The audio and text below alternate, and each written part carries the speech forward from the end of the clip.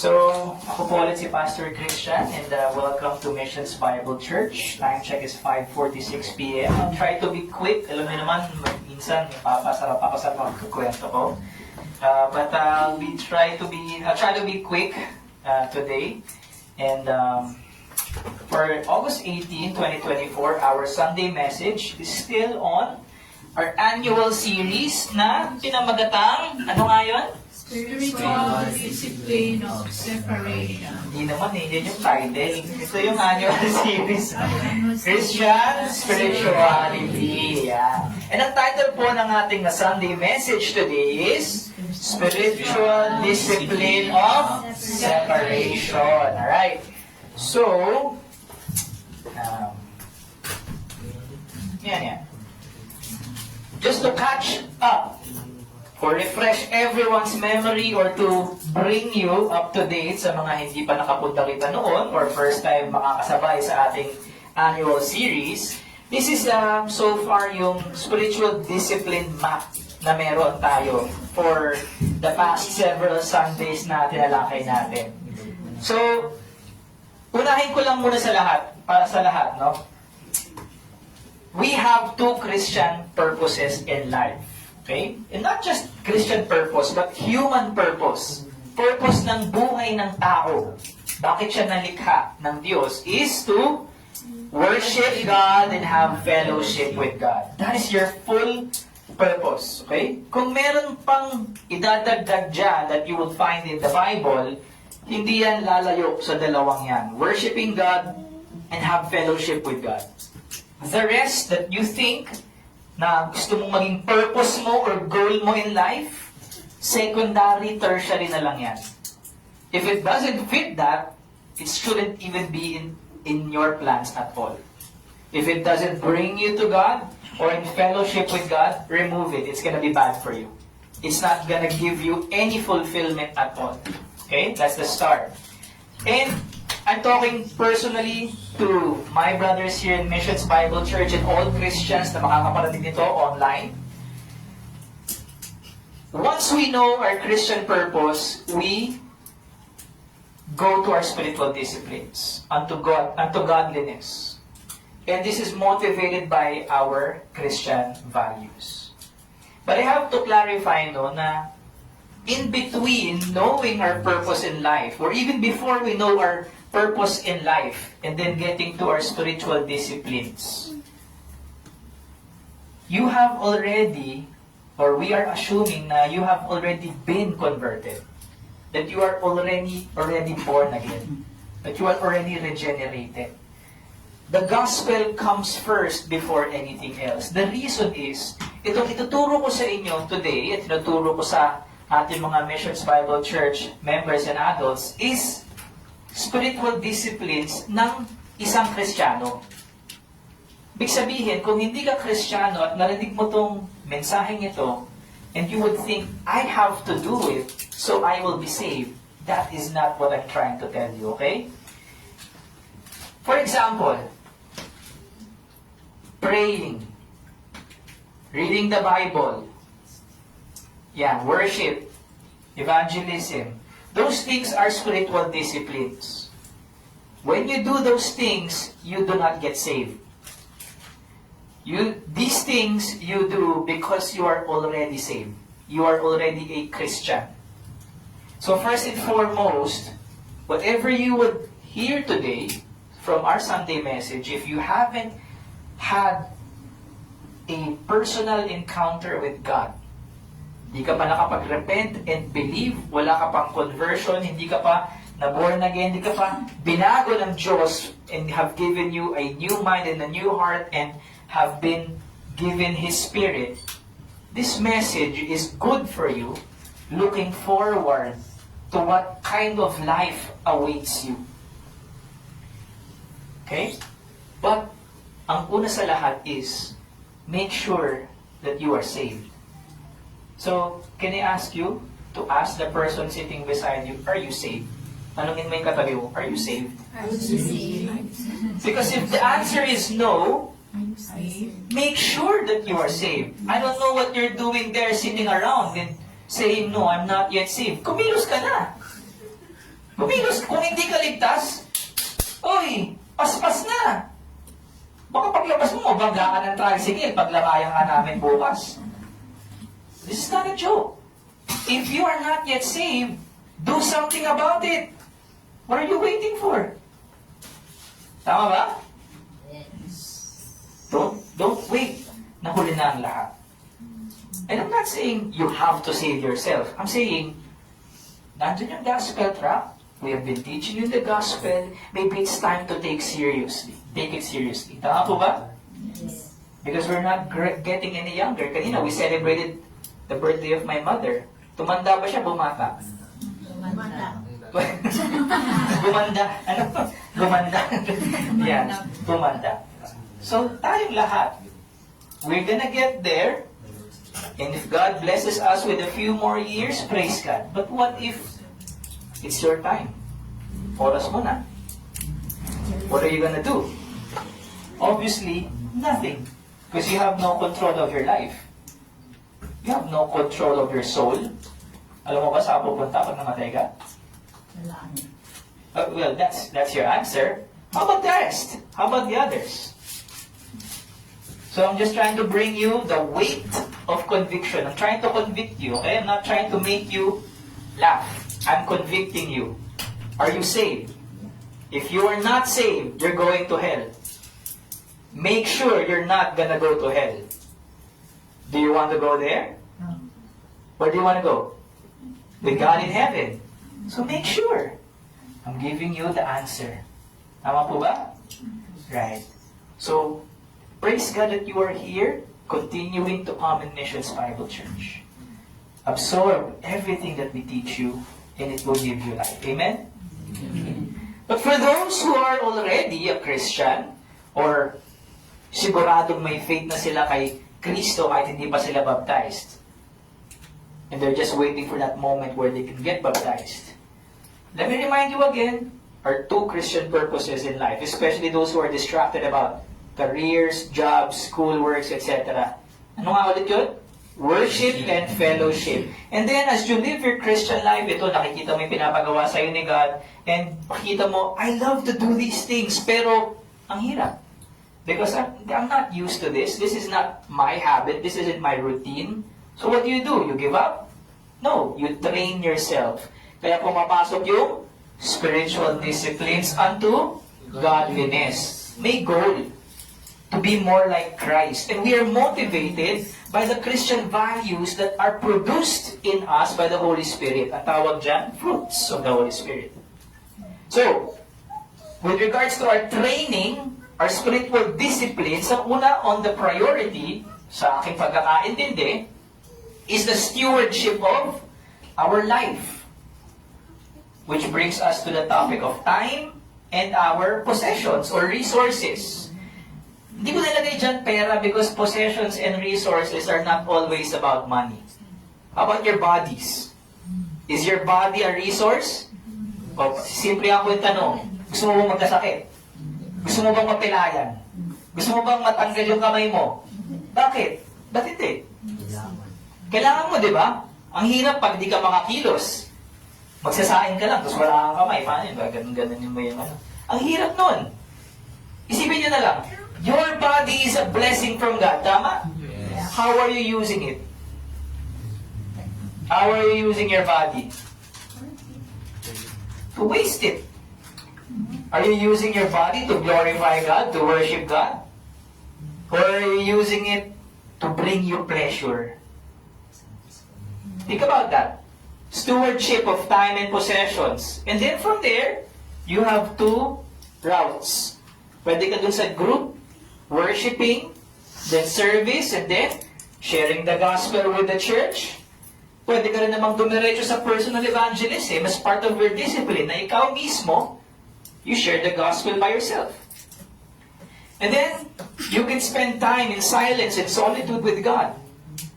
That would lead you to prayer, fasting, Bible intake, and learning. Meron pa tayong tatlong spiritual discipline na hindi natatalakay.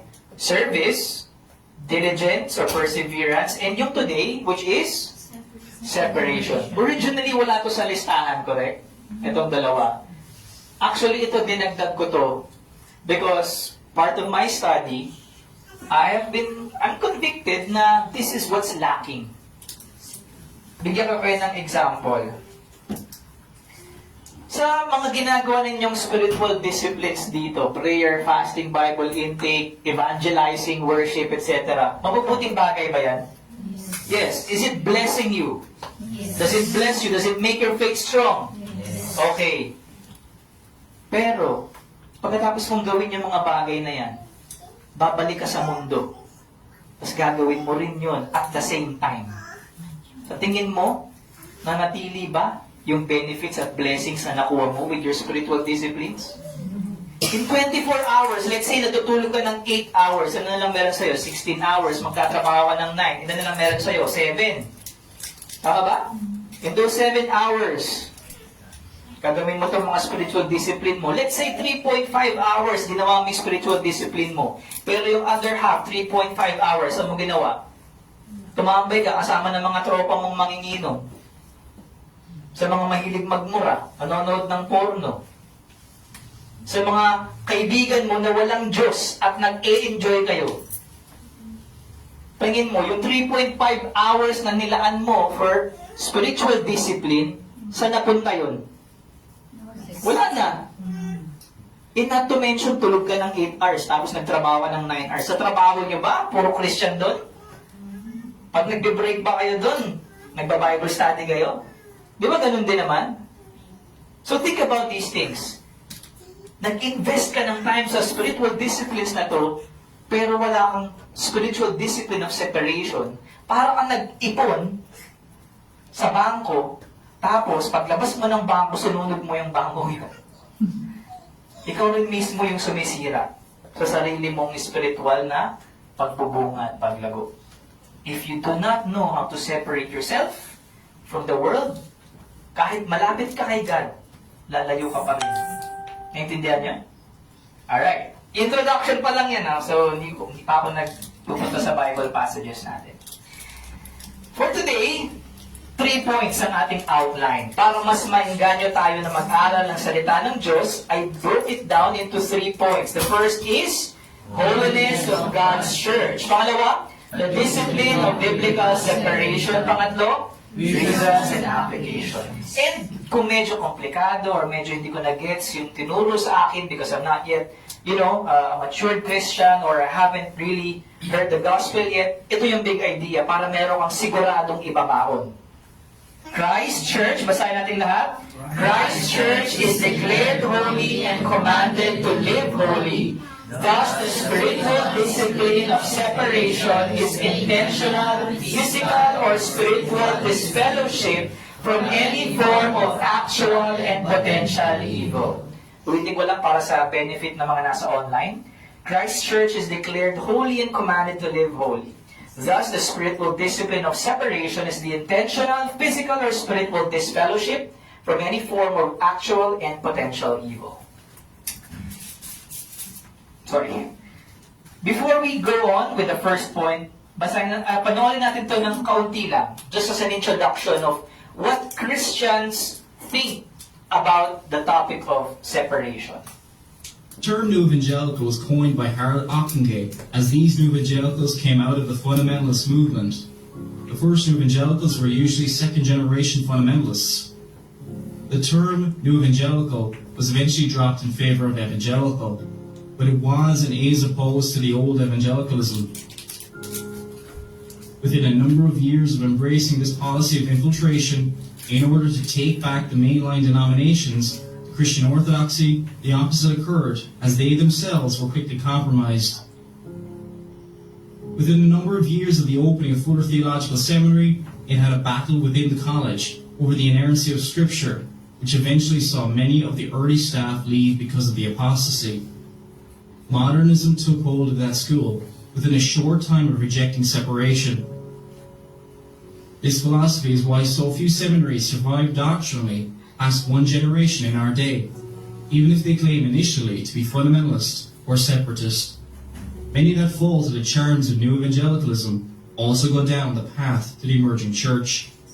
Dr. Charles Woodbridge, who left Fuller Theological Seminary and went on to warn about these deadly dangers of New Evangelicalism, stated that the New Evangelicalism advocates toleration of error. It is following the downward path of accommodation to error, cooperation with error, contamination by error, and ultimate capitulation with error. This New Evangelical philosophy was spread by Billy Graham during his crusades. Billy Graham began a road to rebellion against the gospel and separation when his close relationship with Bishop Fulton Sheen began, possibly as early as 1944. Bishop Sheen was the Catholic Church's TV evangelist during those years. I was a worshipper of the Catholic Mary. Billy Graham's own account of their first encounter is revealing of his own true attitude towards Rome. We talked about our ministries and our common commitment to evangelism, and I told him how grateful I was for his ministry and his focus on Christ. We talked further, and we prayed, and by the time he left, I felt as if I'd known him all my life. During the 1950s, even though Billy Graham was still associated with the fundamentalist cause, he shared the platform regularly with modernists and Roman Catholics. This led to confusion as people came forward to make decisions at Graham's crusades, but were then sent back to their own church, even if they came from a Roman Catholic or liberal church. Graham stated that he would just call on the local Catholic bishop or other clerics to acquaint them with the crusade plans and invite them to the meetings. They would usually appoint a priest to attend and report back. This was years before Vatican II's openness to Protestants, but we were concerned to let the Catholic bishops see that my goal was to not get people to leave their church. Rather, I wanted them to commit their lives to Christ. At the corner of Washington and Hill Streets in the city of Los Angeles, the largest tent ever erected for a revival meeting is now complete and is called the Canvas Cathedral. There are problems that face us tonight that will never be solved unless we bring them to the Lord Jesus Christ and turn our life, our burdens, and our problems over to Him.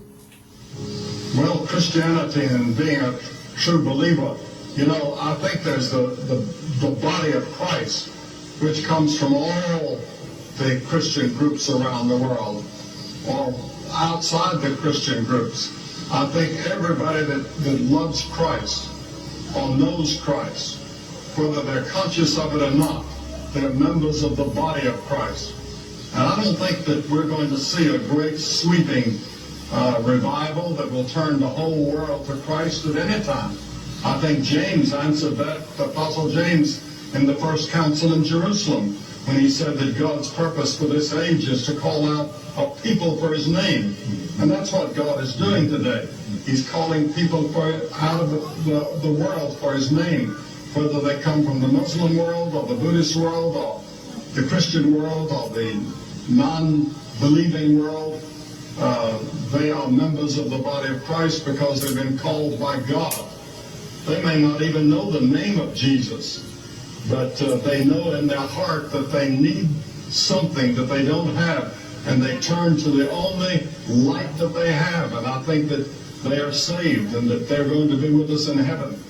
But what about those faiths, the Mormons and the others that you mentioned, believe in Christ? They believe they will meet Christ. What about those like the Jews, the Muslims, who don't believe that That's you in will? God's hands. I can't be no judge. You don't judge them. No. No, How I do you don't say feel we're when- going to hell and then, oh, I don't. How do you feel when you see a lot of these strong Christian leaders go on television and say, you are condemned, you will live in hell if you do not accept Jesus Christ? And they are forceful and judgmental. Well, they have a right to say that, and they're true to a certain extent, but that's not my calling. Alright, ano masasabi niyo sa video? I'm not sure kung naintindihan niyo, no? Especially sa mga kabataan pa, no? But for the adults, tama ba yun? What you just watched is a segment taken from a documentary about modern evangelicalism. For starters, Missions Bible Church is not an evangelical church. We are a Baptist church. Amen? We are a Free Will Baptist church. We do not want to be a part of the evangelicalism that we know today. Why? Because of that same video. What you see today in the churches, modern churches today, that's why you may spend years looking for a church, but you would not see Christ in those churches. You would see a copy of the Christian church. Because that's been the movement of the enemy ever since, especially nang simula ng 1960s. Si Billy Graham, he started around 1950s. He paved the way for that. And the sad part is, yung mga malalaking kilala nating churches today look up to this man and have patterned their church and ministry to this kind of Christianity that has no separation. What I mean to say is, they want to bring in as one without differences, without a distinction kung ano ba yung tunay na ebanghelyo. Without distinction kung sino ba yung nag-iisang tagapagligtas at hari. Sino ba yun? Jesus. Ba't sabi niya pwede rin yung mga Buddhist? Bakit naliligtas din daw at God's people din daw kahit hindi ka pa naniniwala sa Diyos? You see, that's what we call ecumenical movement. Ecumenism is not wanting to offend anyone or not wanting to stand up for what is biblical Christianity, because the goal is not to make the gospel distinct, but to make everyone a part of the people of God without committing their lives to Him, without actually knowing Him. That's why when you go to different churches, when you encounter Christian friends, it's rare that they would talk to you about sin, separation, and holiness, which is our topic today. Are you excited? Are you parang intrigued? What is Pastor Christian talking about? What are they talking about? What is he talking about? First of all, ang topic natin today is spiritual discipline of separation. And una sa lahat, I'm addressing the Christians. I'm addressing that if you are a Christian and if Jesus Christ is your only Lord and Savior, then you must be able to make that distinction and that choice to separate that which is not from your only Lord and Savior. Do you understand? Because if you cannot discern that and separate yourselves from that, then you are counterproductive. You are basically lighting yung, ano ba yung sa pasabog? Yung mitya. Sinisindihan mo yung sarili mong mitya. No? Even though you do spiritual disciplines, if you don't know how to make a distinction of what is from God and what is not, and separate from what is not, you are lighting your own mitya. So, first point, basahin natin lahat. Holiness of God's church. It is imperative that I set you first the foundations of what a Christian church is. Eh, natalakay na natin ito actually 2022 pa when I taught you ano ba ang healthy biblical Christian church. So, una sa lahat, isa sa mga attributes o katangian ng tunay na Kristiyanong simbahan ay may kabanalan. Bakit? Well, first of all, it's because the Lord is holy. Sa mga naka-attend ng 4PG seminar natin, ano nga ang ibig sabihin ng holiness? Divinely unique and morally pure. Today, we will focus on God being morally pure. So we'll look at several passages today, beginning with Job 34. Here, sabi rito, therefore, hear me, you men of understanding, far be it from God that he should do wickedness, and from the Almighty that he should do wrong. Of a truth, God will not do wickedly, and the Almighty will not pervert justice. Just a quick quick background kung sino si Job. Okay, hindi yan job as in trabaho. Job is a person. Okay, and he probably lived between the flood of Noah and the time of Moses. That means, sinabi niya to bago pa nagkaroon ng Mosaic Law, bago pa nagkaroon ng Ten Commandments. In the time of Job, he was already declared by God a righteous man. And he knew of God's divine standard of justice even before the Ten Commandments. May 4 words dito that I have underlined. The first one is wickedness. Sabihin nga natin, wickedness. Wickedness. Wickedness. Sa Hebrew, that is resha. And that means morally wrong, iniquity. Sa Tagalog, kasalanan. Sabihin natin lahat, kasalanan. Kasalanan. Next underlined word is the word wrong. Sabihin nga natin, wrong. Wrong. Wrong. And sa Hebrew, that is evil. And I think that dyan natin nakukuha yung word na evil. Okay? That means perverseness, unjust. Sa Tagalog, dungisan. Or hindi makatarungan. Next word, pervert. Sabihin natin, pervert. Pervert. Okay? And dito sa Hebrew, that is avat. That is make crooked, turn upside down, o sa Tagalog, binaliktad. Okay, binaliktad. And the word justice, that is mishpat. That means verdict, sentence, or formal decree, or divine law. And ang sinasabi din ni Job is that ang Diyos, okay, will not do kasalanan. He will not do, he should not do wickedness. Okay? And he should do no wrong. Walang kadumisan o kamalian o hindi makatwiran na ginagawa ang Diyos. God will not do wickedly and the Almighty will not pervert justice. Hindi niya babalik pa rin ang katarungan. Hindi kagaya sa panahon natin, especially sa Pilipinas, kapag may kaya ka, nahuli ka ng enforcer, anong gagawin ng enforcer pag may hagod? O naka-VIP, babalik ta rin yung batas.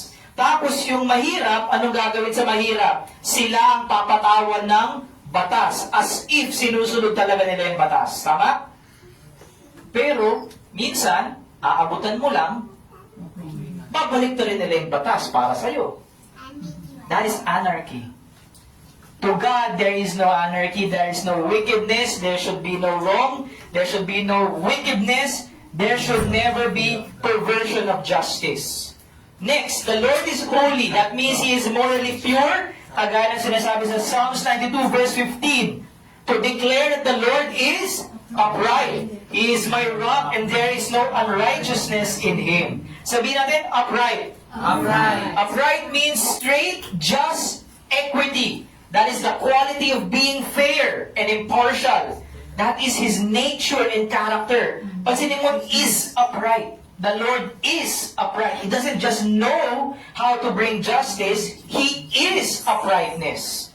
Unrighteousness is also found in this verse. And that means the same word as wrong or evil. This also means perverseness, unjust. But look at the grammar here. Is also used. That means in Him, in His essence, in character. Walang unrighteousness, walang evil sa nature ni God. Pag sinabi natin nature, it's what makes God, God. Okay? In Psalms 11 verse 7, sinasabi dito the Lord is righteous. He loves righteous deeds. The upright shall behold His face. What does righteous here mean? Kabaliktaran yan, of course, ng unrighteousness. And that is tzadik in the Hebrew. It means lawful or just, makatwiran. Righteous deeds or righteousness means of the same thing. Justice, pagiging tama, virtue, moral, based on God's standards. Hindi kung ano yung feeling mong tama dahil pasok sa emosyon mo because it benefits you. Pero kung titignan mo yung kapitbahay mo, tinatapakan mo sila, yung karapatan nila, yung pagkatao nila, hindi yun ang standards ng Diyos. When it comes to moral standards, there is only one foundation and that is God's standards. Why? Because He alone will judge all men. Kung sino ang maghuhusga sa'yo, siya rin ang magbibigay ng standards kung saan kanya huhusgahan. And that is His holiness. That's why, kanina sinabi ko sa inyo in the gospel, all have sinned and fallen short of the glory of God. Why? Because there is no one who is as holy as God. Meron ba? Wala. Not anyone and never will be. So, if we know that God is holy, ano bang ginagawa sa Christian church, friends? Sinasamba sino? Si God. So the Christian church should also be holy. Because the Christian church comes from God. Ang simbahang Kristiyano, hindi nilikha ng tao. Diyos ang lumikha ng simbahan. And for the past 2,000 years, lahat ng sumasamba kay Kristo is part of that Christian church. Okay? Kahit wala na sila ngayon, kahit patay na sila. That is they are part of the people of God. But today, 2024, sino yung mga taong yun? Of course, they are the ones who are still alive here on earth and have faith in Jesus Christ. Eh dito sa Antipolo Street, 2329 Unit C, sino yung church? Tayo, kasi couple natin yun eh. Pero tatanungin ko kayo, lahat ba ng nasa sa loob may faith kay Christ? That is what we must make sure. If you are here, praise God, you are already one step closer to being part of the Holy Christian Church of the Holy God. So, in the New Testament, the church ay galing sa salitang Kuriakon. Sabihin natin, Kuriakon. Okay, marunong ka na magsalita ng Greek. Okay? And that means belonging to the Lord or house of the Lord. Pero commonly, mas ginagamit yung salitang ecclesia.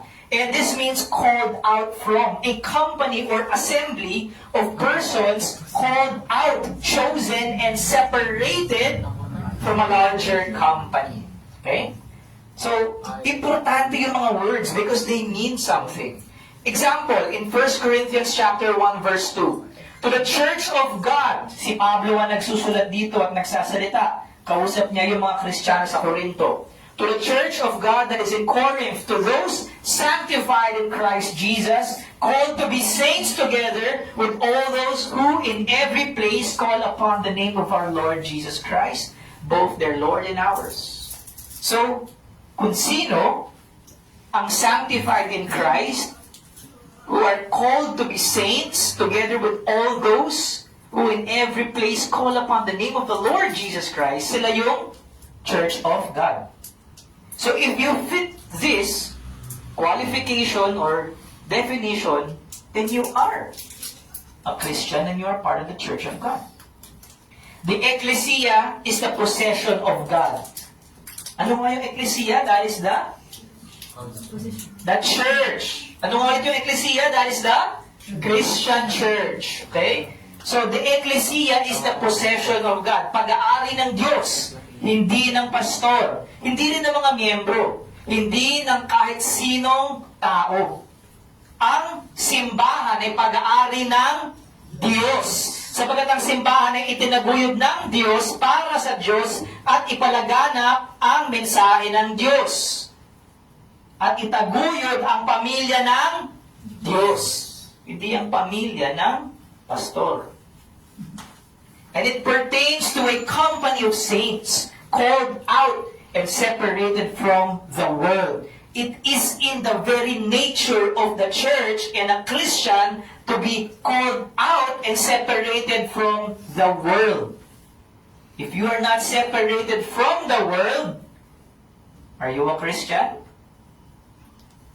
Possibly not. Maybe you are, pero kagaya ng sinasabi sa Biblia, parang ang baboy na balik ng balik sa putik. Parang ang yung asong binabalikan yung suka niya. That's what you are. That's what the scripture says. Hindi ko yan words. Okay? Galing yan kay Jesus. The church is the assembly of God's elect, chosen for a purpose in Jesus Christ. So, the requirement is to be in Jesus Christ, and then you can be an assembly of God's elect, chosen for a purpose. Not just to wait the time where eternal life is given to you. The congregation of the faithful ang tawag dyan. Ang kabanalan ng simbahan at ang bawat individual na taong bumubuo nito ay mula sa kanilang ulo at pundasyon na walang iba kung hindi ang Panginoong Hesukristo at ito'y idineklara bilang totoo sa pamamagitan ng kanilang pananalig noong narinig nila ang mabuting balita. Ito ang dahilan kung bakit lahat ng totoong Kristiyano ay tinatawag sa Biblia na santo. That means sanctified ones. Okay? You don't have to be declared by a group na ito nakita namin may mirakulo nangyari sa buhay niya. Nung binanggit yung pangalan niya, kaya pwede itong pagbotohan at gawing santo. No, when you are in Christ, you are sanctified, you are made holy, you are a saint. That is what Scripture says. Therefore, the church is a group of people who have repented, believed, have been justified, and made a new creation. Kaya yung tanong kanina, ligtas ka ba? Are you saved? Because to be part of the church, to be accepted by God, to be part of God's people, to be a saint, is to be made a new creation. And that means given a new heart and a new mind and pinananahanan ng banal na espiritu, following and learning from Jesus Christ as His disciples. At dahil ang simbahan ay pag-aari at ang mga tinawag ng banal na Diyos palabas ng mundo, hinirang para sa Kanya at binigyan ng kabanalan na mula kay Hesukristo sa pamamagitan ng Ebanghelyo. Sila ay mabubuhay ng ayon sa kabanalan. Ulitin ko, because God owns you, and a holy God, the only holy God called you out of the world, palabas ng mundo, ikaw ay hinirang para sa Kanya at binigyan ng kabanalan na mula kay Hesukristo on His sacrifice on the cross, and you receive that when you place your faith in Him when you heard the gospel. Ikaw ay dapat mabuhay ng ayon sa kabanalan ng Diyos na nagligtas sa iyo. Naniniwala ba kayo doon? Say amen. Amen. Next slide. 1 Peter 1 verse 14 and 16. As obedient children, ito sabi ni Pedro, do not be conformed to the passions of your former ignorance, but as He who called you is holy, you also be holy in all your conduct. Since it is written, you shall be holy, for I am holy. Ano nga ulit yung ibig sabihin ng holy? Morally pure and divinely unique. Huh? Pero this time, we're looking at the moral purity. 1 Peter 2 verse 9 to 10. But you are a chosen race, a royal priesthood, a holy nation, a people for His own possession, that you may proclaim the excellencies of Him who called you out of darkness into His marvelous light. Once you were not a people, but now you are God's people. Once you had not received mercy, but now you have received mercy. Can you ask the person sitting beside you and say, have you received God's mercy? Have you received God's mercy? If not, what are you waiting for? What are you waiting for? Receive God's mercy. Now, looking at these two passages, magkalapit yan eh. Chapter 1 and chapter 2 lang yan eh. There are 7 observations that I can list down. Number 1, He is talking to sinners before na nanampalataya kay Jesus Christ through the gospel, and now they are called God's children. Do you not want to be called God's children? If you are not God's children, hindi nang anak ka. God's children. Binigyan ka ng pagkakataon to be a child of God. You are now part of God's new family. Pangalawang observation is called by our Holy Father to be holy. That means God is now your Father. There is a restored relationship, and God wants you to be like Him. No, parang si Shelly, yung anak ko sa lalaki. Kasi anak ko lalaki. Parang yung anak ko lalaki. Ang gusto ko para sa anak ko is maging kagaya niya ako. Not identical, but at least in the relationship that I have with the Lord. That's what I want for him. That's what I want to give him. Di man umayaman eh. Di ba narinig niyo yung kasabihan, anak, edukasyon lang, nagpapamana ko sa iyo. Actually, hindi totoo yun. At kung ipamana naman sa iyo yung edukasyon na yun, anong edukasyon yun? Anong lesson yun? Pakisagot nga, ano science? Math? Anong edukasyon ang sinasabi mo, pa? Ano ba tinuro mo sa akin, pa? Ano ba tinuro? Anong edukasyon yan? The only thing that you can give, actually, that matters most in life is, sige, education. But education of what? The gospel. Because that will take it even in afterlife. Dadalhin nila yun kahit sa afterlife. Yung mga graduate ka ng college, di mo dadalhin yan sa langit. At definitely, walang silbi yan sa impyerno. Number 3, you are a chosen people group. Sabi dito ng Panginoon, you are a chosen race. That means you have your own ethnicity. As a Christian, dito sa Pilipinas, kung citizen ka ng Pilipinas, hindi ka na lang Pilipino ngayon. In fact, hindi na ganun ka-importante yun.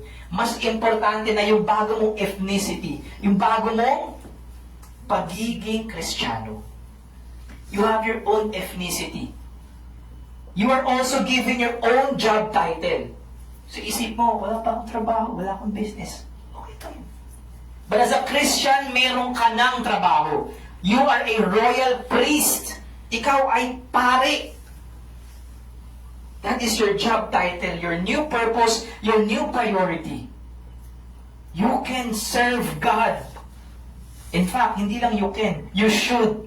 Because that is your responsibility now. Yan na ang job description mo. And you have a new citizenship in God's kingdom. You are part of His holy nation. You are a holy nation in the church. That means you have a new allegiance. Meron kang bagong hari, bagong konstitusyon, may bagong military power. Alam niyo po ano yun? The myriads of angels in heaven. That is on your side. They are on your side. Don't worry about the wars of this world. Andiyan yung China, ganyan.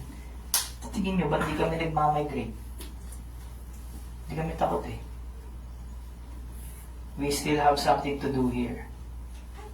But if I'm just thinking about myself, we have migrated matagal na. I have children, I have a family. But if you're a Christian, God is also with you. Yun ang pinakamalakas na kapangyarihan. And you belong to that kingdom. Kung saan ang hari mo ay ang iyong Ama na Diyos. Also, from darkness to light, dating ikaw ay nasa kadiliman, nilipat ka na ngayon sa ilaw. Pag sinabi natin kadiliman, hindi dahil madilim sa inyo, but because it means yun ay yung lugar kung saan malayo sa Diyos. Now you are in the light, it means you have new values, new moral standards, you have a new future that is life from death. Yung kadiliman, it represents death. But now you are in the light, which represents life. Number 7, God's people are those who have received God's mercy. So these are few 7 qualities of a Christian and of a Christian church. Holiness is God's essential attribute that He declared true of His church, which individual Christians also receive by faith, through the gospel founded on the righteousness of His Son, Jesus Christ. Ang pinanggagalingan ng kabanalan or holiness is God. Walang bagay na tinatawag na banal na hindi sinabi ng Diyos na banal. Okay? Maaaring magpanggap ang mga tao na banal sila, mabuti sila, makatwiran sila. Pero if God does not agree, you are not. So, God's essential attribute that is holiness, He declares true o totoo sa kanyang simbahan.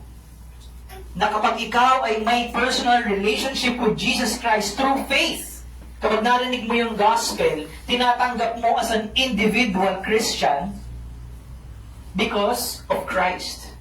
Because of what Christ has done on the cross. He suffered, died, and resurrected after 3 days. Ito yung tinatawag nating passive holiness. Sabihin natin, passive holiness.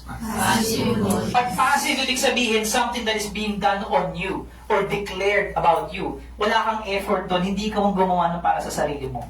You cannot make yourself holy. It is God who said, you are holy because of my Son, Jesus Christ. The holiness that Christians have and benefit from is by God's declaration.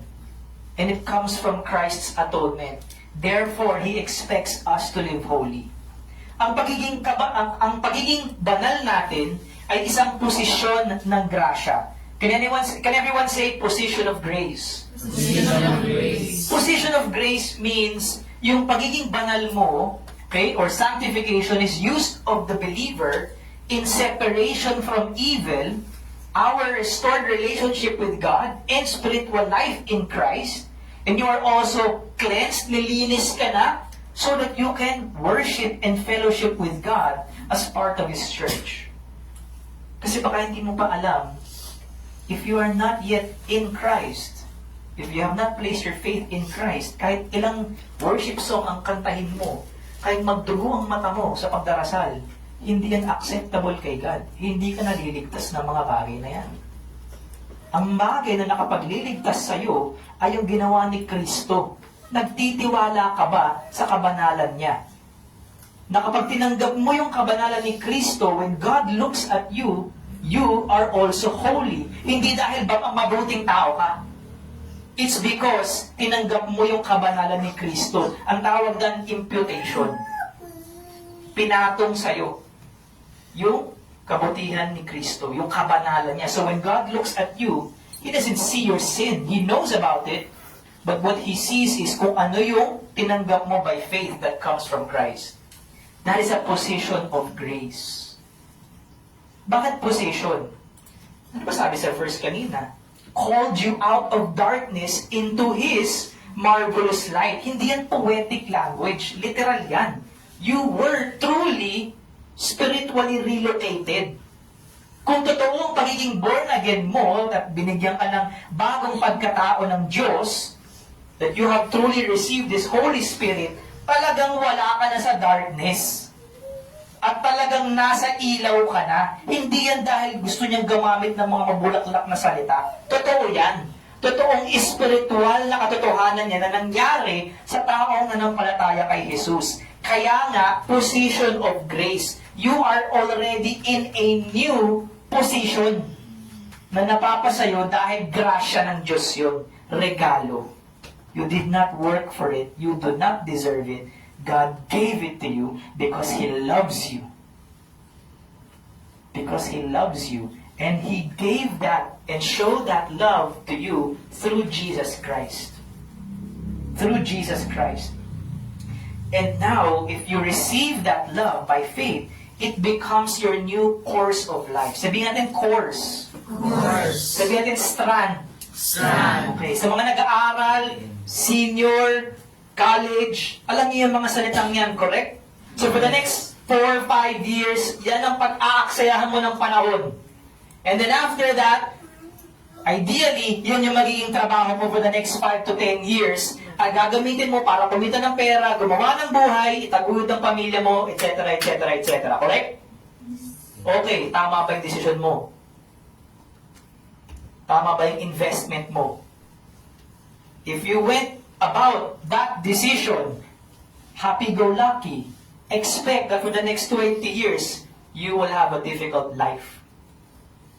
Or, if you made those decisions for the wrong reasons because of money, of this earthly life, and not because of the purposes of worshiping and fellowshipping with God, expect the same thing.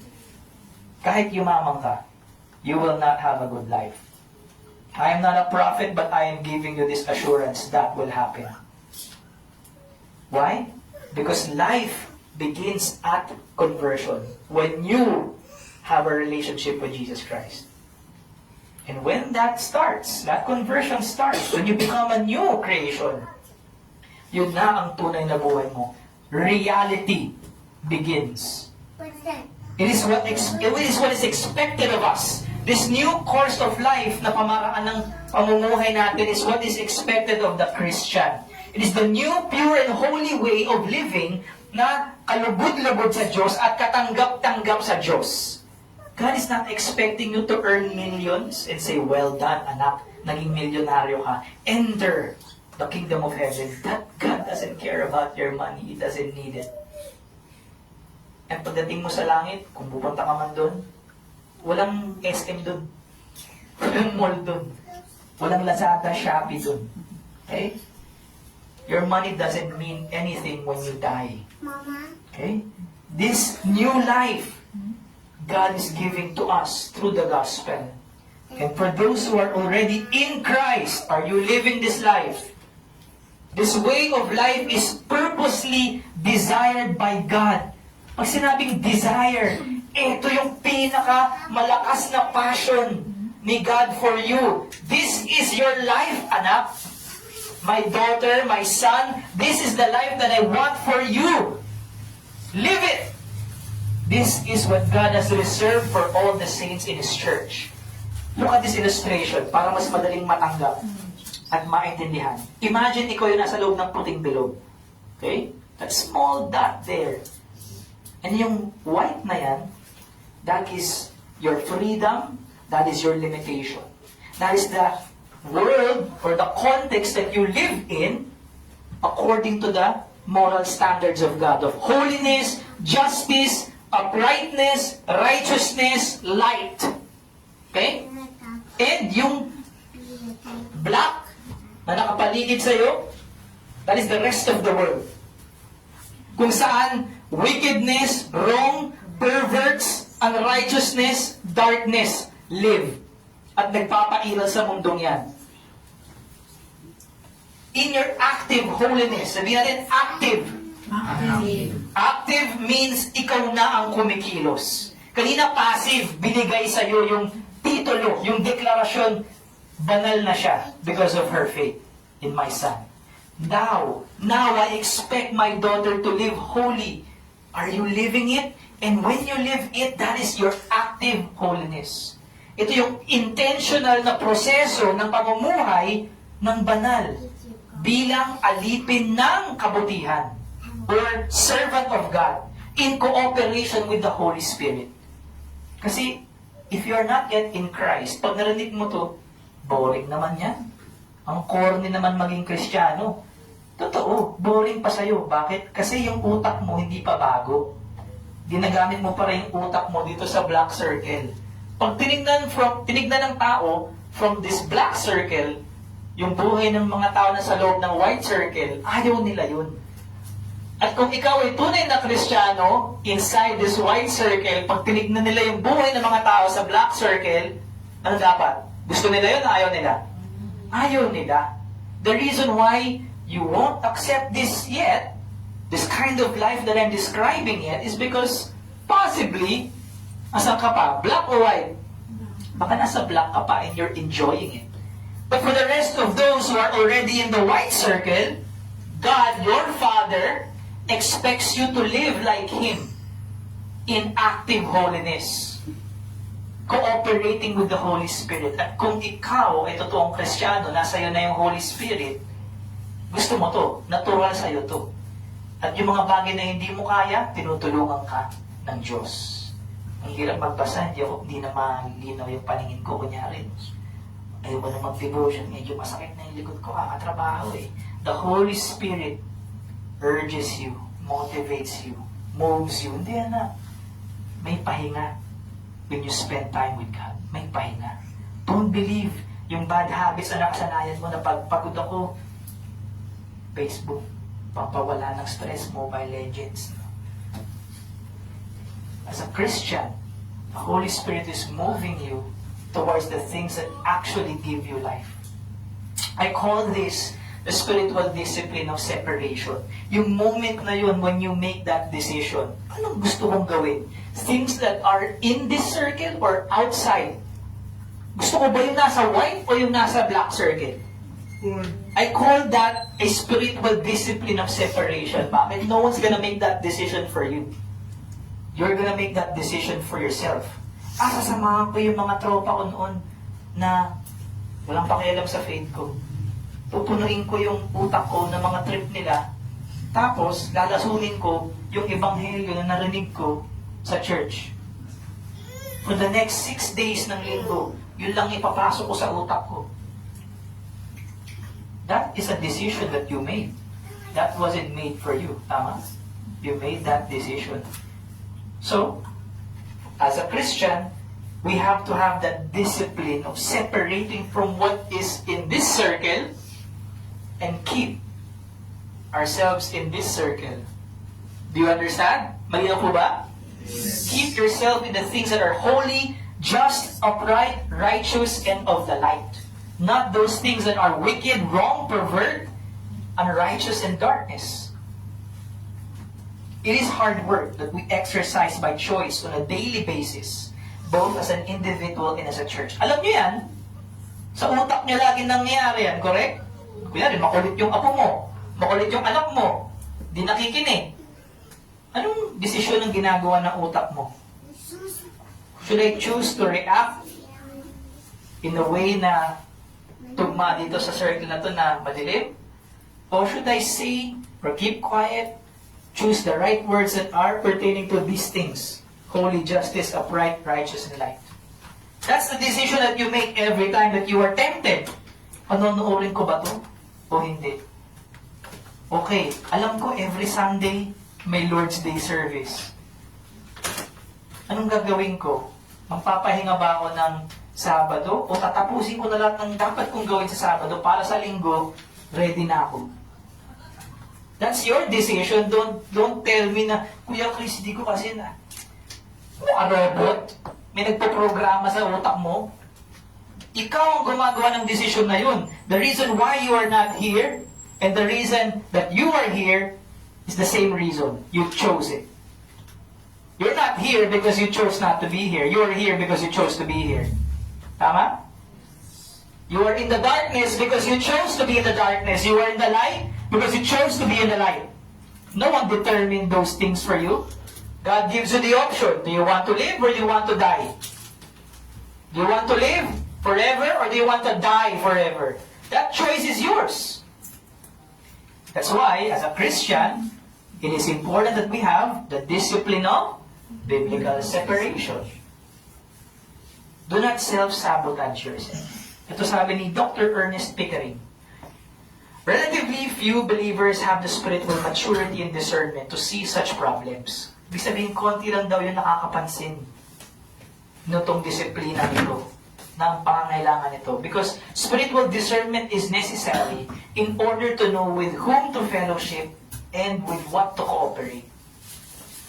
Christian love, however, is not simply a mindless and emotional exercise.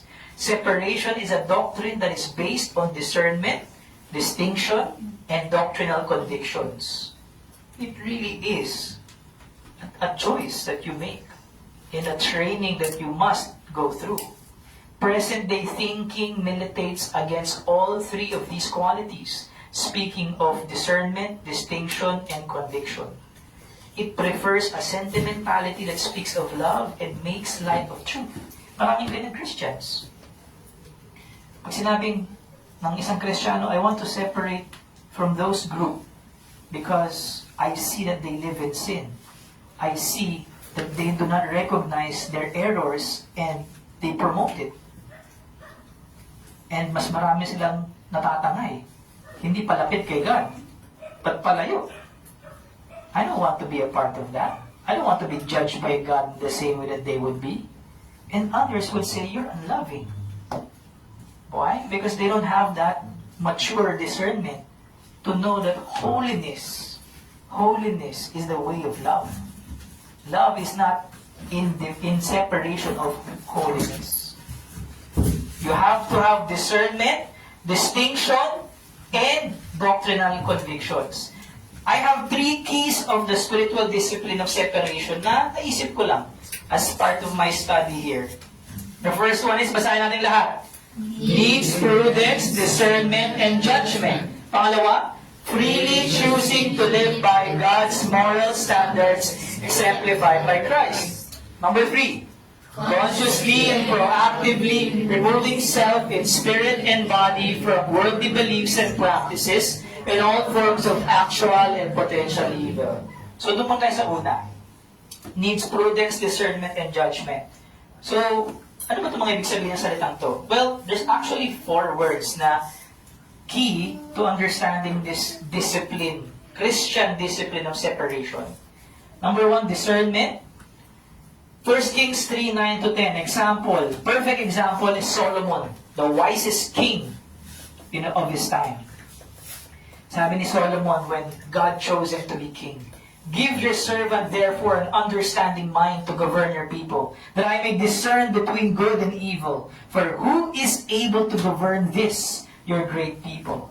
It pleased the Lord that Solomon had asked this. What did Solomon ask? He did not ask for riches. He asked for discernment between good and evil. To have an understanding mind, because he understands that to be a leader of God's people is an important and impossible task. Why? Because hindi naman niya yan pag-aari. Sa Diyos yun. And ang direksyon ng tao ng Diyos, ng people of God, ay ang direksyon ni God. So he recognized, I am not God. I am just a king. I need God's help to determine what is His will, good and evil. And nabad trip ba si God sa kanya? Ayaw ba ni God yun? Ano ka ba? Love lang. Love lang. Yung ba yung gusto ni God? Hindi. It pleased the Lord. Sinabi ba ni God, discern between good and evil. Mahalin mo sila. Paano kayo magiging united kung hindi mo mahal yung mga bad people? Yung ba sabi ni God? It pleased the Lord that Solomon had asked this. Because that is who God is. He does not delight in evil. He makes a distinction of Himself because He is holy. Romans 12:2. Ito, New Testament, sabi ni Pablo. Favorite na mga modern Christians ito. But they don't actually understand what they're talking about. Sabi dito, do not be conformed to this world, but be transformed by the renewal of your mind. How do they apply this? They apply this by using biblical principles to be successful in this world. Is that what it says? Do not be conformed to this world, but be transformed by the renewal of your mind. That is a completely different mind. That by testing you may discern. By testing you may discern what is the will of God, what is good and acceptable and perfect. God wants you to have discernment, to practice judgment, because you have to know what is the will of God. Hindi lahat ng nakalatag sa harap mo, just because may stamp ng Christian or evangelical, is a good, acceptable, and perfect will of God. Discernment is important in Christian life by testing it. Ephesians 5 verse 6 to 11. Pansinin mo yung mga naka-underline. Let no one deceive you. Do not become partners with them. Walk as children of light. Try to discern what is pleasing to the Lord. Take no part in the unfruitful works of darkness, but instead, expose them. Grammatically, these are all imperatives. That is a command. Lahat ng yan, command. Hindi lang yan suggestion. God is commanding us through the words of Paul, let no one deceive you with empty words, for because of these things, the wrath of God comes upon the sons of disobedience. Ibig sabihin, yung mga nasa black circle, God will judge because of the things that they do. You, who are already in the white circle, let no one deceive you with empty words, tapos pupunta ka dun sa black circle ulit, tatanggapin mo yung same judgment. Paul is talking to Christians. Therefore, do not become partners with them. For at one time, nasabi, you were darkness. But now you are light in the Lord. Nandun na naman ulit yung spiritual relocation. Hindi ka na taga-darkness street. Nandun ka na sa light street. Walk, therefore, as children of light. For the fruit of light is found in all that is good and right and true. And try to discern what is pleasing to the Lord. Huwag ka lang parang love-love lang tayong lahat. Huwag mo nang pansinin yung mali niya. Ang importante, magmahalan tayo. Yung ba sinasabi? Try to discern what is pleasing to the Lord. Take no part. Baka kasi hindi mo magets kung ano ibig sabihin ng pleasing to the Lord. What's pleasing to the Lord is not taking part in the unfruitful works of darkness, but instead, expose them. Again, these are all commandments. Number 2, prudent. Proverbs 14, 15 and 16. The simple believes everything, but the prudent gives thought to his steps. One who is wise is cautious and turns away from evil. But a fool is reckless and careless. Nag-iisip ka ba? Pinag-iisipan mo ba kung anong dapat mong hakbang? Kung papunta kay Kristo o hindi? Sa mga Kristiyano, kung nananatili ka ba sa daanan ni Kristo o papunta ka na sa black circle? Proverbs 15:24, the path of life leads upward for the prudent, that he may turn away from Sheol beneath. Pag sinabi ng Sheol, that means death. Okay? Kamatayan, beneath. Path to life leads upward. Are you going downward or pataas ba? Papunta ba sa buhay o papunta sa kamatayan? Proverbs 22 verse 3, the prudent sees danger and hides himself, but the simple go on and suffer for it. Kita mo ng mali, tuloy-tuloy ka pa din. Dapat lumayo ka na. Dapat in-expose mo na. Kung Kristiyano ka, meron ka ng mata sa mga bagay na to. At kung ginagawa mo yung spiritual discipline ng pagbabasa ng Biblia and learning, madali na sa'yo to. 5 miles pa lang, alam ko na. Hindi ko kakaibiganin yan. Hindi yan magiging part ng ministry. Hindi ako pa-partner dyan.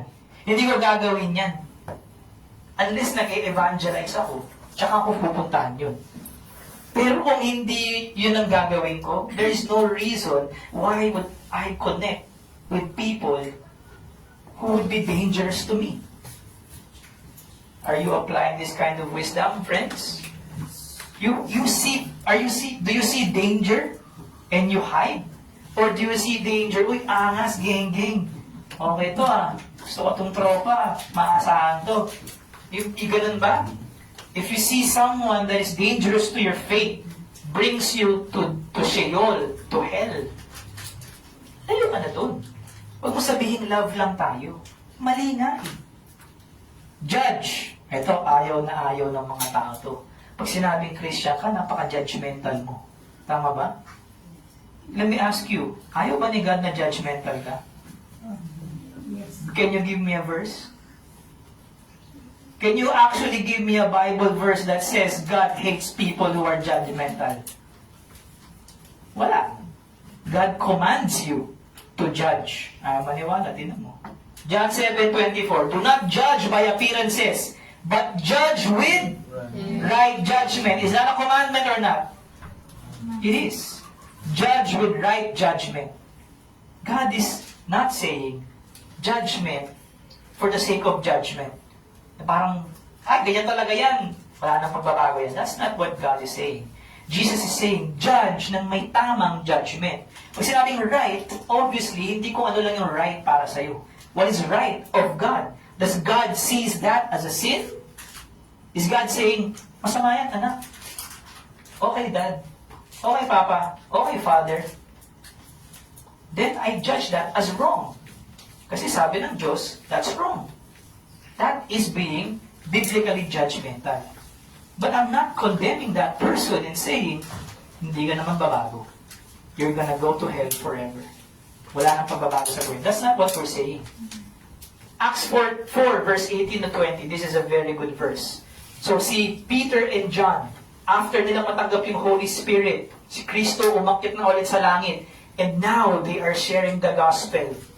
Saan sila nag-share ng gospel? Sa temple ng mga Hudyo, kung saan o kung sino yung mga pumatay kay Kristo. They were fearless, they were bold. And so dinakip nila si Pedro at saka si Juan, pinulong. They questioned them. Anong sabi nila? Huwag niyong ituro yung ebanghelyo in the name of Jesus. Ano sagot nila?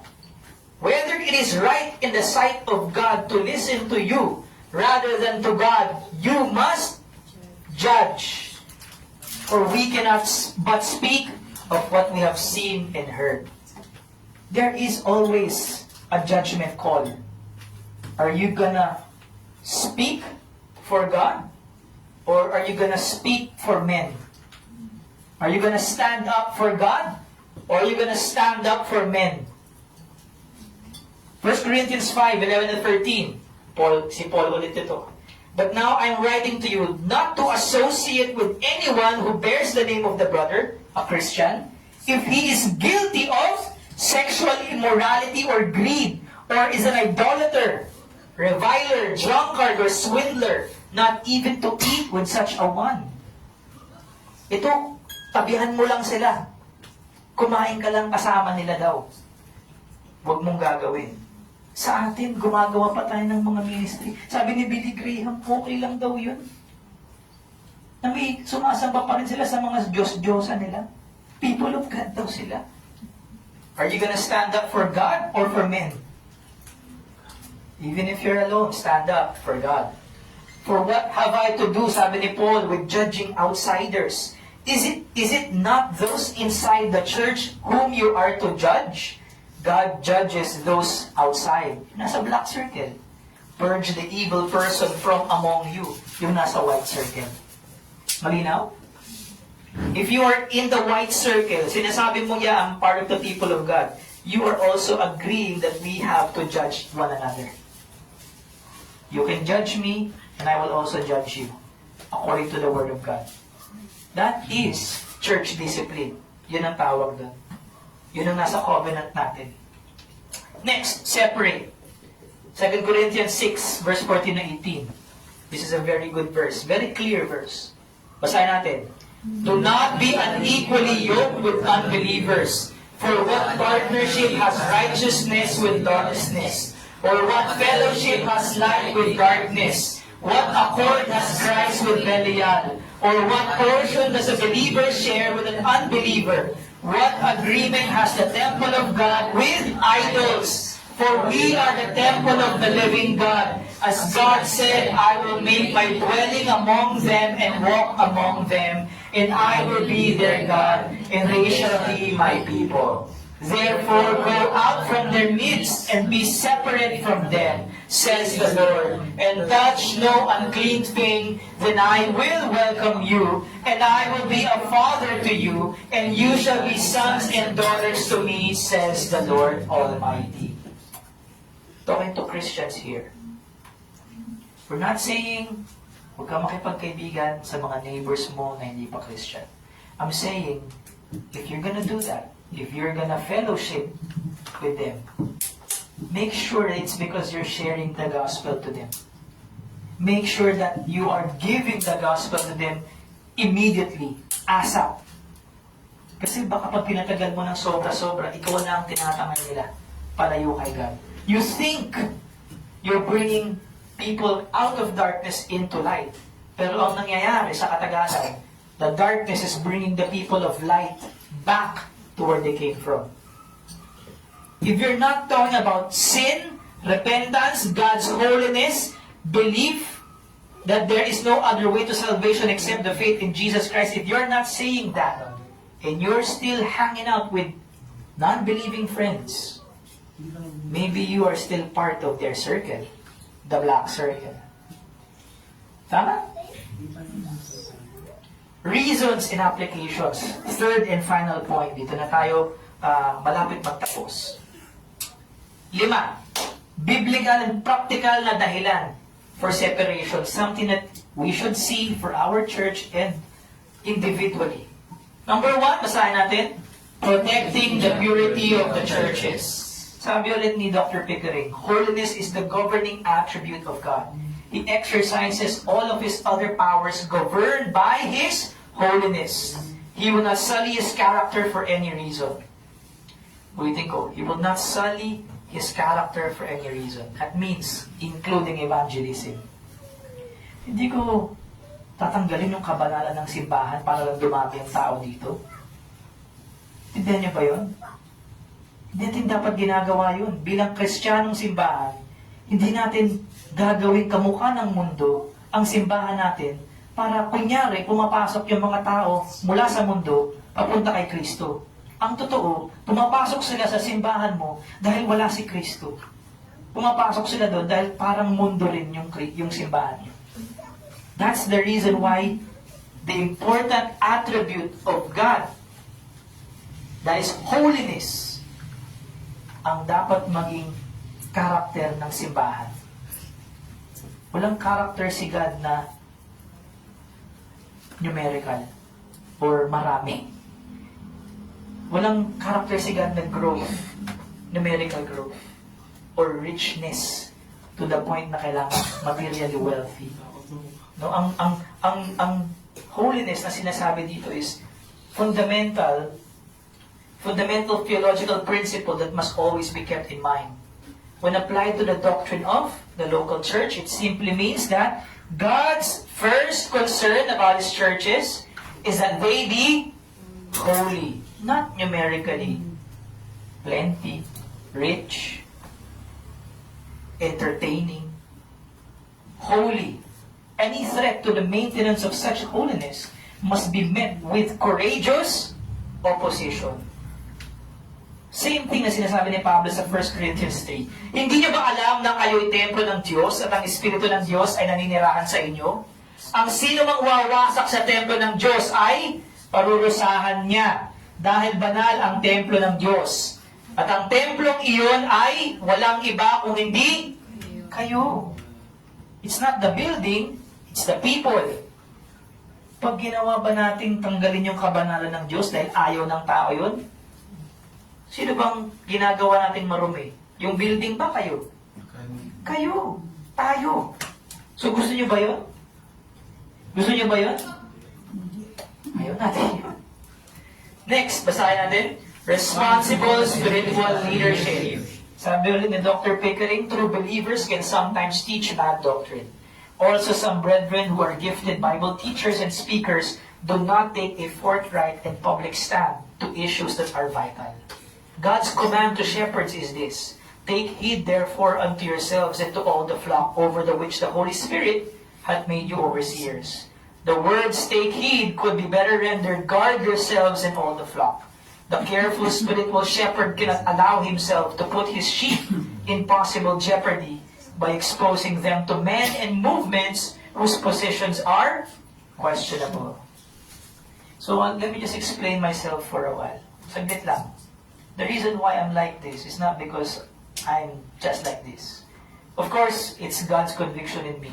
But a part of that also is to protect you, to give you the pure gospel. If I try to manipulate you, would you appreciate that? If I lie to you and say, okay lang yan, tapos pagharap mo ang judgment day, sabi sa ni God, sino ka? Hindi kita kilala. Eh sabi ng pastor namin, okay lang daw yun eh. Kung ano man yung ginagawa mong kasalanan, pag hindi ko sinabi yun sa'yo, appreciate mo yun? Siguro ngayon, oo, kasi ayaw mong may basag trip eh. Di ba? Pero pagdating mo sa langit, umarap ka sa Diyos, I'm sure hindi mo ma-appreciate yun. And the problem is, no one's doing this. Only a few of us, only a few pastors like me talk like this. No one actually wants to address these issues because it will affect their overall name, yung fame, even the investors. Alam mo, yung investor mo, may sin pala. At hindi na siya nagbigay ng pera. Paano na yung malaking building mo? Sino magbabayad nun? Huwag mong banggitin yung sin. Huwag ka masyadong magbanggit ng sin para hindi mapulabog yung mga tao. But that's not what the pastor is supposed to be doing. Filipos chapter 1 verse 9 to 10. In fact, tayong lahat as Christians, sinasabi, ipinapanalangin ko na lalo pang lumago ang pagmamahal nyo sa isa't isa, speaking of love, nang may karunungan at pangunawa, para mapili nyo ang pinakamabuti sa lahat ng bagay, at madatnan kayong malinis at walang kapintasan sa araw ng pagbabalik ni Kristo. What if, sabihin ko, mahal ko kayo, kaya hindi ko gagamitin ang karunungan at pag-unawa para hindi kayo ma-offend. In return, hindi niyo naman malalaman ang pinakamabuti sa lahat ng bagay at madadatnan kayo ni Kristo madumi at punong-puno ng kapintasan. Okay ba sa inyo yun? Is that something that you desire? Of course not.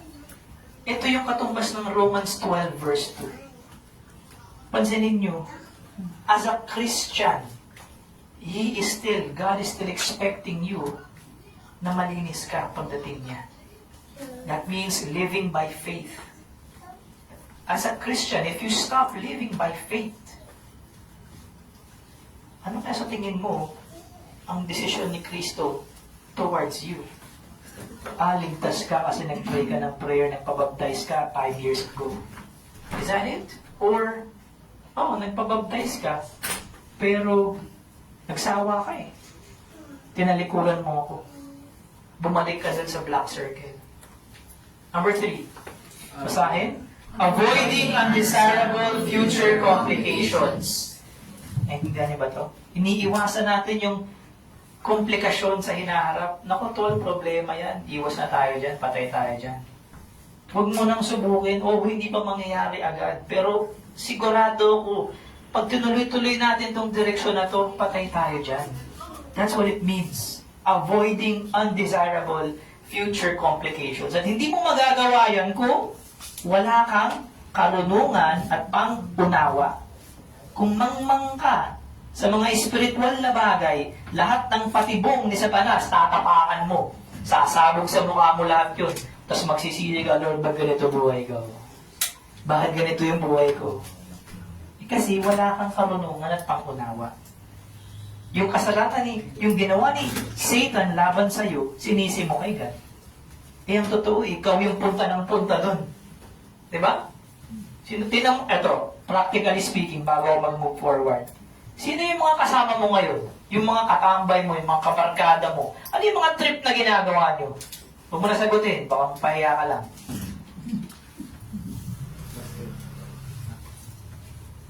Huwag ka magsisisi. Kapag may nangyari, huwag kang magulat kapag may nangyari na masama sa'yo. Huwag kang magulat kapag extreme measures may mangyari sa'yo dito sa lupa. Worst, huwag kang magulat kapag namatay ka tapos hindi ka kilala ni God. Huwag kang magulat. Kasi desisyon mo yun eh. You did not avoid undesirable future complications. So, ba't ka nagugulat sa mga resulta? Naku, natanggal ako sa trabaho. Bakit? Di ako pumasok. Bakit? Nag-inom kami. Malamang, natanggalin ka na gano'n. Naku, pre, nabuntis ko yung girlfriend ko. Bakit? Nagtalik kami. Malamang, kaya pala eh. Naku, nahuli ako ng polis. Bakit ang ginawa mo? Nag-drugs kami. Malamang, di ba? Ba't ka na magulat? Di ba tinuro sa science yun? For in every action, there's an equal reaction. That's physics. Nagtataka. Kung anong tinanim mo, hindi lang ipubunga. Di ba? Ano sabi ni Dr. Pickering? Often small compromises increase trends develop and momentum toward an unbiblical position builds. In the name of love and Christian generosity, some become involved in spiritual effort with those who do not take a clear-cut stand, find themselves in embarrassing situations, and then, to save face, become defensive about their involvements, which merely leads them on to further compromise. It is best to refuse unwise associations from the beginning. Speaking of Christians, mature Christians, and leaders, talamak ito ngayon, lalo na sa mga modern Christian churches, mga councils, mga ecumenical works, outreach programs. That's all they ever do. They never use discernment. Why? Because for the sake of love and Christian generosity, they think they're doing something that God accepts. That is worshiping God or glorifying to God. Kagaya ng sinabi ni Billy Graham kanina as a bad example, no? That is actually true in Philippine Christianity. Okay? Sa Christianity dito sa Pilipinas, wala nang linya or distinction between what is true and biblical to what is a false Christian church. They all work together. For example, bigyan ko ng practical example na totoo. There is the biggest Christian council in the Philippines, di ko napapangalanan. Pasensya ba sa mga kung may Catholic dito, no? We are Baptist, so I have to speak the truth. This big council of evangelicals works with people who have a different faith, who worship idols, who do not believe that salvation is by grace alone, through faith alone. And they allow false churches in their big councils na obviously nagsascam ng tao, namimera ng tao, teaching prosperity gospel. They all work together for common purposes like fighting hunger, tumulong sa mga nasalanta ng bagyo. Walang masama doon, walang masamang tumulong. Pero ang tanong ko, hindi ba kayang gawin ng pure church ni God yun? Kailangan ba nating makipaghalo sa nating kapareho ng pananampalataya? Kung saan nawawala na yung distinction kung sino yung totoong Diyos at sa hindi? That is how Christianity works nowadays. No one is practicing separation. Pero look at what Scripture says, kawikaan. Ang karunungan ng taong marunong umanawa kung ano ang tama at mali, ang nagbibigay sa kanya ng kaalaman kung ano ang kanyang gagawin. Hindi lahat ng mukhang tama. Baka may tama yan. Huwag mong gawin yan. Ngunit ang kahangalan ng taong hangal ang magliligaw sa kanya. Because the priority is not the holiness of God.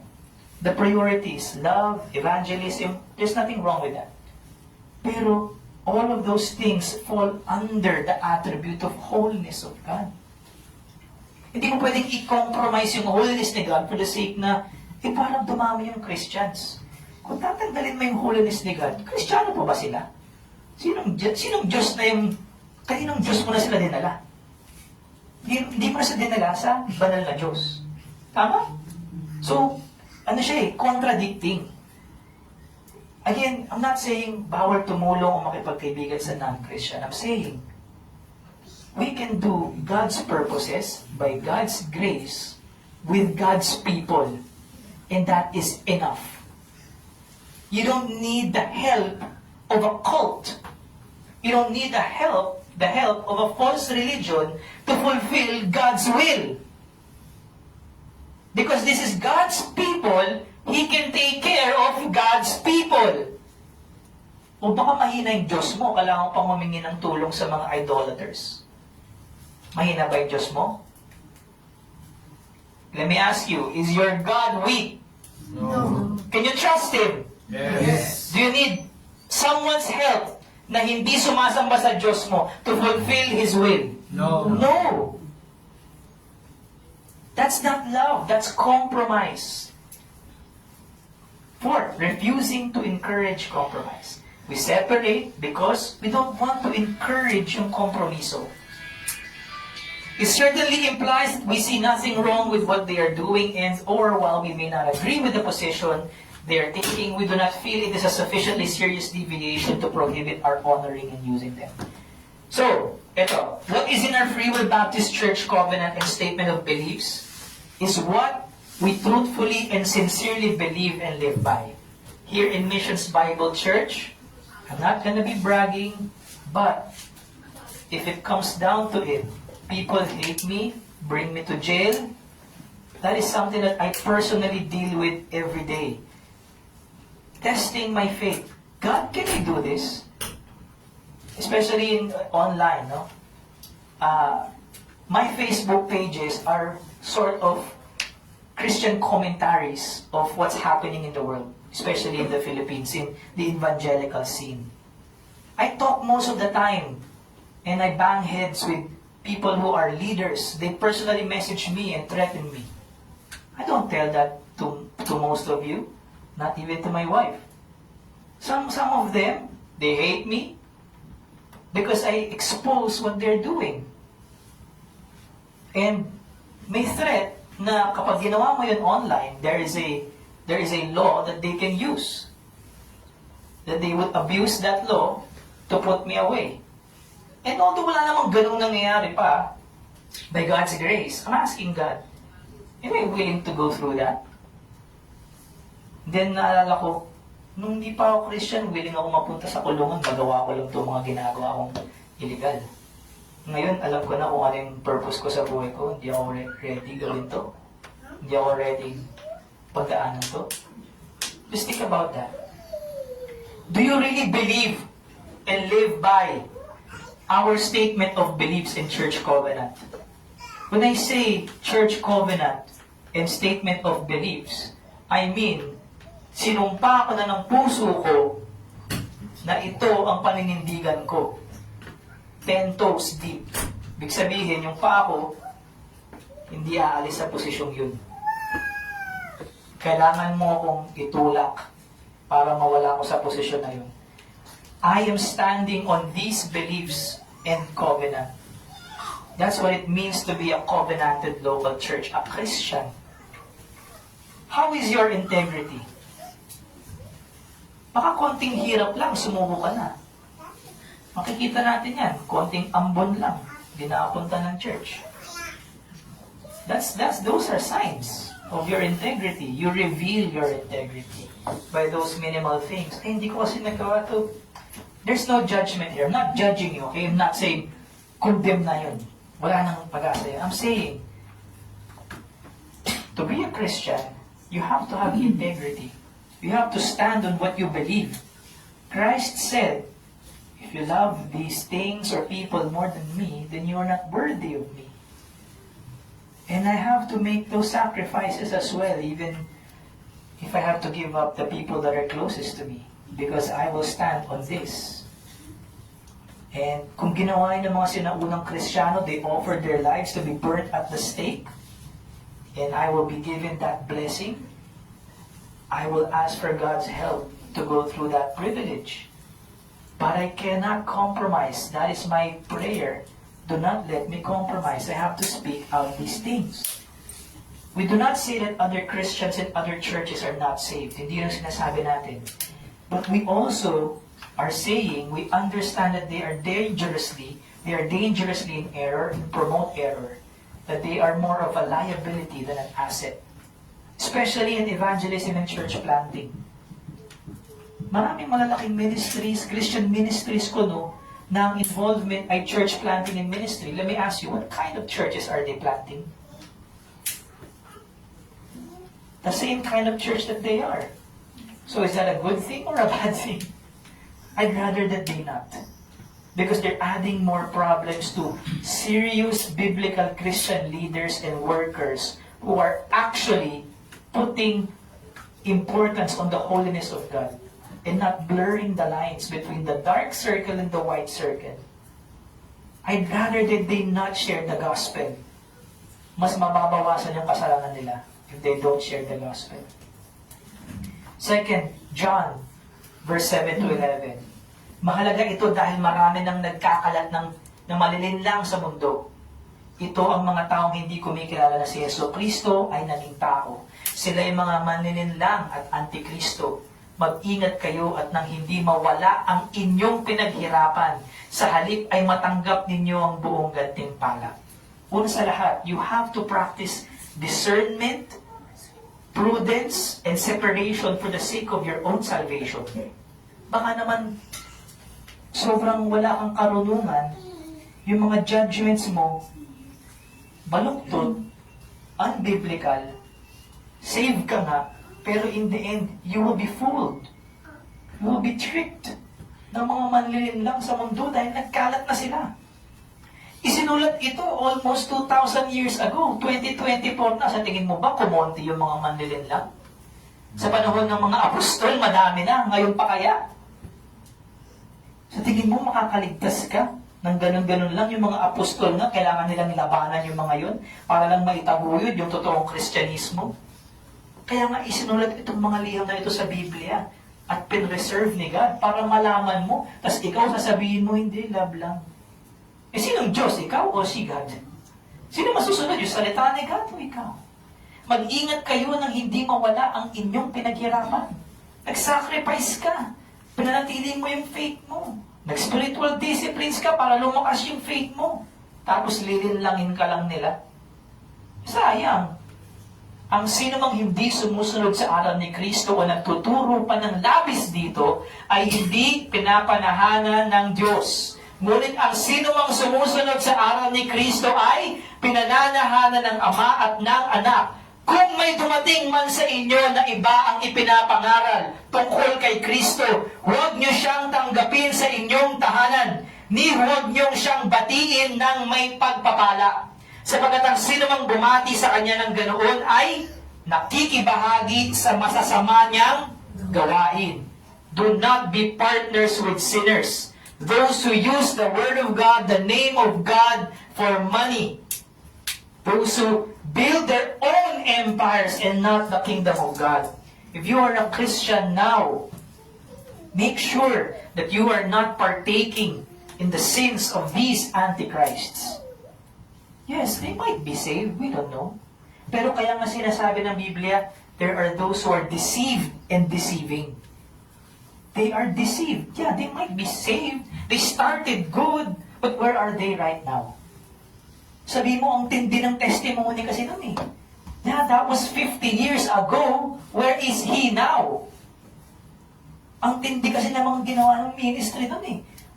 Yeah, that was 40 years ago. Where are they now?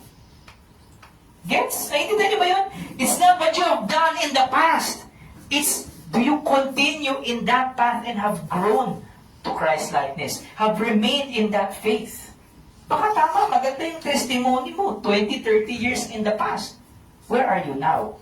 Are you still in that testimony? Final na to. Ministering to erring brethren. Medyo matagal na ako. We do have spiritual responsibilities to erring brothers. If a man is not taking a proper stand, we need to address his problem with him. We need to encourage him to strengthen his stand. Rebuke, administered in a proper manner, can be used of God to turn a person around and to redirect them into a moral spiritual position. It's important to determine yung distinctions so you can separate and then correct yung mga nagkakamali.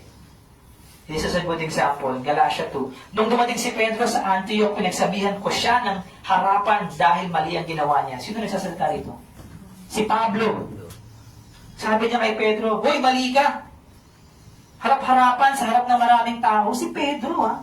Si Pedro, yung kasama ni Kristo when he was ministering on earth. Si Pablo, na bagong apostol lang. Abnormal pa nga daw yung pagkaka-apostol niya, sabi niya. Bakit daw? Sapagkat bago dumating ang ilang tao mula kay Santiago, kumakain si Pedro kasama ng mga hindi Hudyo. Pero nang dumating ang mga iyon, nagsimula na siyang umiwas at ayaw nang kumain kasama ng mga hindi Hudyo. Natakot siya sa maaaring sabihin ng mga Hudyong nagpupumilit na magpatuli ang mga hindi Hudyo para maligtas. Pati tuloy ang ibang mga kapatid na Hudyo ay nakigaya sa pagkukunwari ni Pedro. At maging si Bernabe ay napagaya na rin. Just to give you a background, ang early Christians kasi nagsimula sa Israel, sa Jerusalem. Okay? So, meron silang dynamic na Hudyo at hindi Hudyo. Tayo, mga Pilipino tayo, hindi tayo Hudyo, correct? Kung nandun tayo sa panahon nila, ang kasama natin ay mga Hudyo. And at that moment, may mga pressures kay Pedro na nag-change ng kanyang faith into thinking, into acting out as if hindi ligtas ang mga kagaya nating hintil kapag hindi sila nagpatuloy. Kinahiya niya yung mga Kristiyanong hindi Hudyo. Ano ginawa ni Pablo? Nang makita kong hindi na ayon sa katotohanan ng magandang balita ang ginagawa nila, pinagsabihan ko si Pedro sa harap ng lahat. Why? Because the gravity of Peter's sin was also public. Malaki na yung, para yun na, yung issue lang na yun, malaki na para sa kanila. And it was publicly done. Kaya yung rebuke, public din. Pansinin mo yung kasalanan. Hindi tumabi si Pedro sa pagkain kasama ng mga Hintil, mga non-Jews. Kasalanan yun, hindi siya tumabi. Kasi nahiya siya, baka kung anong sabihin ng mga Kristiyanong Hudyo. Baka may masabi silang masama kay Pedro. Kinahiya lang niyang tabihan sa pagkain. Binokya siya agad ni Pablo. Harap-harapan sa maraming tao. Ngayon, ang mga Kristiyanong pastor ngayon at mga leaders, nagtuturo na ng mga kademonyuhan. Sasabihin si God daw, si Satan sa Old Testament. Pero yung mga fellow Christian leaders, pag nirebuke mo yung nagkamali, sasabihin nila, "Uy, wag ganyan. Hindi yan Christian, hindi yan loving." Ito nga, hindi lang tinabihan eh. Nirebuke na sa harap ng tao eh. Itong kilalang nagtuturo naman ng mali, nagtuturo na ng sobrang mali, na si God daw in the Old Testament ay si Satan. Tapos yung mga Christian leaders, walang sinasabi. Wag daw natin siyang i-review or i-bash. Ganun yung language eh. Huwag yung i-bash sa Facebook. Ano gusto mong gawin natin? Huwag tayong magsalita. Anong example dito? Sa tingin mo kung si Pablo nabubuhay ngayon, tatagal ba yun? Hindi po. Baka puntahan pa ni Pablo yun doon. Patigilin niya yung sermon. Bumaba ka nga dyan. Sabihin ni Pablo, mali ka. No? Sabihin sa'yo, antikristo ka. Pero yung pag ikaw nagsalita ka, yung ginagawa ng inaatinan nyo, piniperahan kayo niyan. Alam nyo ba yun? Bigay na bigay kayo ng mga tithes. Hindi naman yung inuutos sa Biblia. Tapos yung tithes, hindi naman kayo tutulungan pag may nangailangan sa inyo, pag nagkasakit yung mga pamilya nyo. Hindi naman ibabalik sa inyo. Pag sinabi mo yun, magagalit pa sila sa'yo. Bakit ka ba nakikialam? Diba? Because only a few Christians understand the truth. They don't want to separate. They don't want to use this discernment. And nalilin lang sila. Two common applications for separation. Number one, personal. Yung personal mo muna. Bago ka mag-judge ng ibang tao, tignan mo muna yung sarili mo. No? Bago mo sabihin, mali yung ginagawa nyo, tignan mo muna yung sarili mo. Diba? Before you take out the speck out of your brother's eye, tanggalin mo muna yung troso sa mata mo. Ano ba yung troso sa mata mo? Yun yung mga kasalanan sa buhay mo. Make first that decision to personally separate yourself from worldly passions and pleasures. Baka naman ikaw, hakbang ka ng hakbang dun sa black circle na yun. In secret. Tapos, huhusgahan mo yung mga kapwa mo Kristiyano. Hindi ginagawa yan. Masama yan. Pero ikaw, di ba? Hindi mo ina-acknowledge na kasalanan yung ginagawa mo. Personally, umiwas ka sa maling doktrina, maling pamamaraan ng ministry, ng pamumuhay Kristiyano, makamundong filosofiya, ethics, the way you do things, and the principles behind it. Umiwas ka sa mga worldly relationships, worldly goals, worldly entertainment. If you're a Christian, these things should not be a part of our default. Ito dapat yung araw-araw nating nilalabanan. I'm not saying you're perfect, I'm perfect, but you should be making a conscious and willful spiritual discipline to fight and separate from these things. Correct? That is basically what fighting a temptation is. That's what you do. Pangalawa, ecclesiastical. Ibig sabihin, if there are other Christians inside of our church who are continuously erring and unrepentant, sinning Christians, as well as other churches, layo tayo doon. Layo rin kayo doon. Eto kunyari may friend kayo, Christian ka din? Christian din ako eh. Tapos dinala ka sa church nila. Okay, eto yung pangalan ng church nila. Be a responsible Christian. Can you just research that name? Ano ba pinaniniwalaan ng Christian church na to? Hindi po sinabi niyang Christian, Christian siya. I-research mo, ano pangalan ng church mo? Ay, ito yung beliefs niyo? Ay, naku, hindi yan Christian. Diba? Ay, hindi ka naniniwala sa Trinity? Akala niyo pwede kayong makapagdagdag pa sa kaligtasan niyo. Yun. Hindi yun Christian. Matik yun. So, ang gawin mo, iwas ka na dun. Hindi yun Christian. Alamin mo, okay, Christian siya, mabait siya. Oo. Pero paano ba yung doktrina niya? Tama ba yung doktrina niya? Paano kung malalamang tama? Ako rin, hindi ko rin alam yung doktrina ng tama. Diba? So mag-aaral ka din. Doon pumapasok yung ibang spiritual disciplines. Ito, hindi ko na ito. I'll just read it. 5 encouragements. Baka akala nyo masyado naman ako judgmental or puro lang ako convictions. Ito, something to encourage you. Number 1, basahin natin lahat. Separate from all forms of evil, whether actual sin or potential sinful. Even if only a few find it sinful, and it is an accepted practice by the majority, even of Christians. Even if it means sacrifice and will make Christian life difficult, remember the cost of discipleship. Even if it means lesser people will receive you and your message and instead wrongfully accuse you of bad things. Even if you fail sometimes, continue to think and live this way as a true disciple of Jesus Christ. And if you want to know more, ano ba yung tamang doktrina, tamang practices, you can refer to our NAFWB Church Covenant and Treaties. I've given you that.